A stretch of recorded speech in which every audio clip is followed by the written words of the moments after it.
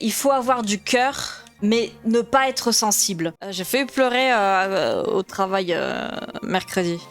Alors pour le coup, c'est une anecdote un peu tristoune, mais c'est pas de la faute de qui que ce soit. Enfin, de la faute de qui que ce soit. Non, techniquement non, c'est de la faute de personne. À part de mon empathie naturelle, mais pas à la rigueur, ça c'est autre chose. Mais en fait, mercredi, le matin, j'ai des petits vieux. J'ai un couple de petits vieux le mercredi matin. Là, j'y suis allée, comme tous mes mercredis matins. Déjà, là, en fait, la semaine encore d'avant, enfin, il s'était arrivé un peu après que je sois arrivée. Du coup, j'aurais demandé, j'ai demandé comment ça allait, enfin voilà. Et lui, déjà, le monsieur, il me dit, pas trop. Et donc, du coup, bon, moi, je fais mon ménage et je repars. Mercredi dernier, du coup, j'y vais. Et du coup, il y avait pas le monsieur. En revanche, quand je suis rentrée, il y a eu un moment très awkward en plus. Déjà, je vois une femme que je connais pas. Genre vraiment pas, et qui me regarde en mode what the fuck, vous êtes qui?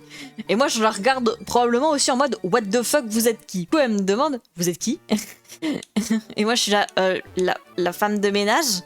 Elle me dit ah très bien rentrez. La femme après elle s'est éclaircie, voilà tout sympa, c'était une aide-soignante qui était là. Parce qu'à savoir que la petite grand-mère, elle malheureusement elle a Alzheimer. Moi du coup je commence après mon ménage, l'aide-soignante qui me prend vite sa part pour me dire oui alors du coup faut que vous insistiez sur telle zone. Moi de toute façon je dois partir parce que je dois aller voir d'autres personnes.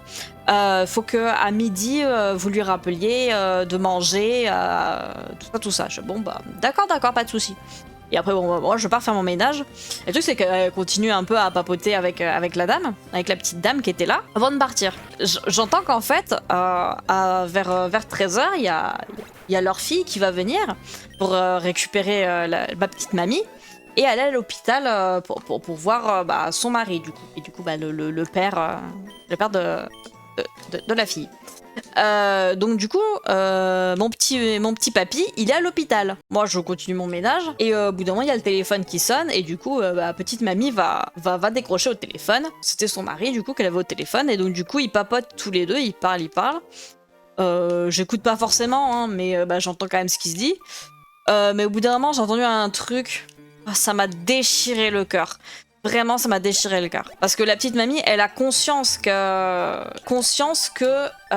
son cerveau ne fonctionne plus comme avant et qu'elle oublie beaucoup de choses, qu'il y a un problème, quoi. Et quand je l'entends discuter avec son mari, qui lui est à l'hôpital à l'heure actuelle, je l'entends dire un truc, ça m'a déchiré le cœur. Je l'entends dire « Oh, quand tu vas rentrer de l'hôpital, on va rester tous les deux en amoureux aussi longtemps qu'on le peut avant d'être séparés. » Ça m'a fait trop mal au cœur. Parce que le problème, déjà lui, il a un peu de mal à s'occuper d'elle. Forcément, c'est pas facile. S'occuper quelqu'un qui a Alzheimer, c'est vraiment pas facile. Petit monsieur, en plus il a des problèmes un peu pour se déplacer quand je le vois marcher. Enfin, je vois que c'est dur pour lui quand même, qu'il a du mal. Petit papy, il a du mal à s'occuper de sa femme. Quelques semaines avant, et j'avais entendu le papy au téléphone qui regardait pour des centres en fait. Et quand j'entends du coup quand j'entends la petite mamie lui dire on va rester en amoureux avant d'être séparés, oh c'était horrible, un crève-cœur. Et c'est au passant j'ai aussi entendu une autre phrase que j'ai trouvée à la fois belle et un peu dure, mais très belle aussi. C'était l'aide-soignante qui disait ça quand elle papotait avec la grand-mère. Et disait que elle, un de ses tuteurs lui avait dit une phrase très très vraie dans le domaine de la médecine. Il faut avoir du cœur, mais ne pas être sensible. Ça peut paraître contradictoire quand on entend la phrase, et pourtant, elle est très juste et très vraie.